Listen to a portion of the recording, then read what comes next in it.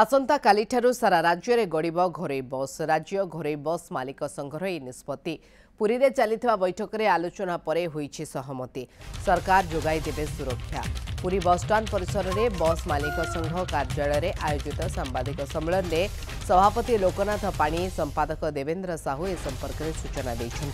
तेज बस चलाचल समय राज्य सरकार सुरक्षा देवाई मालिक संघ दावी कर यात्री परिवहन क्षेत्र में समस्त बस मालिक और कर्मचारी को समस्त रूट्रे बस चलाचल आरंभ करने राज्य बस मालिक संघ पक्षर नवेदन कर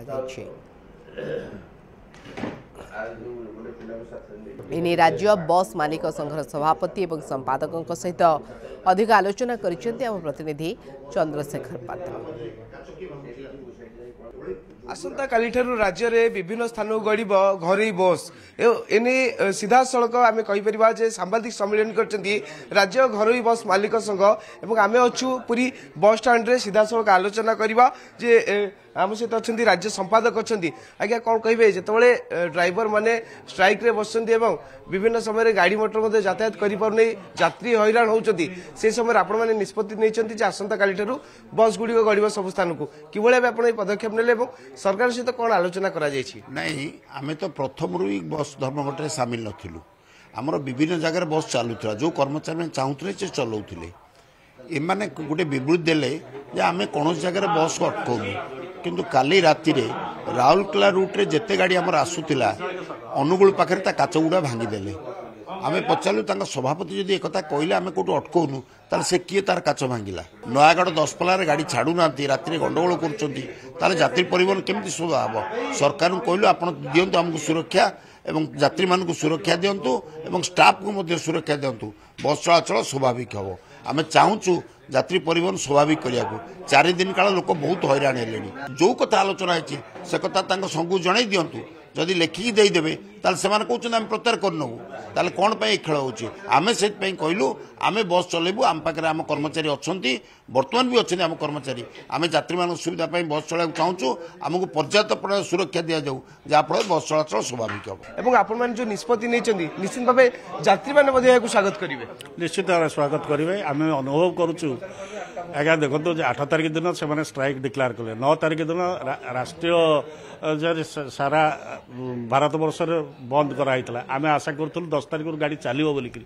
केते लोक असुविधा होती दिन बेले कथा अलग कथा था दीर्घ दिन धर 4 दिन 5 दिन आसी है ये जिनसा असह्य है बर्तमान आम गोटे सामाजिक दायित्व रही आम सरकार नवेदन करुँ पर्याप्त सुरक्षा दि जाऊ आम आम बस गुड़िक चलाचल करमती कहले आज्ञा आप आसंता कालीठारू बस चलाचल करेंगे एवं राज्य सरकार सुरक्षा देवे आप जो आशा रखिंट जदि बस चलाचल समय कौन प्रकार अघटन घटे कि बस गुड़िक भांगी दिखती ताले आपण कौन पदक्षेप ने आदि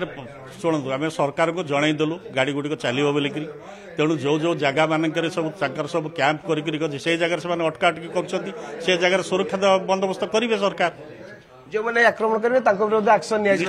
निश्चित भाव दृढ़ कार्यानुष्ठान से ने साधारण जाति स्वार्थ दृष्टि बृहत्तर स्वार्थ जिन करेंगे सरकार यात्री मानकर सहायक भी लोड़े कि यात्री मैंने सहायक करने आवश्यक रही निश्चित भाव में जिते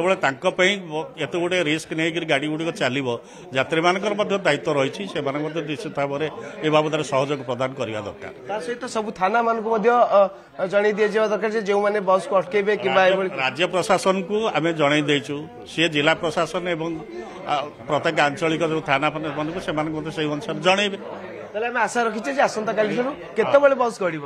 नहीं आम तो दिन सारा बर्तमान स्टाफ मैंने सब एपट सब अच्छा तथा गाड़ी जमी आशा कर सका गाड़ी गुड़िक चलो बोलिक निश्चित भाव आप शुणुले उभय राज्य सभापति और संपादक सूचना दौले आसंता कालीठारू सबु स्थान को बस गड़ब और जो मैंने बाधा सृष्टि करेंगे से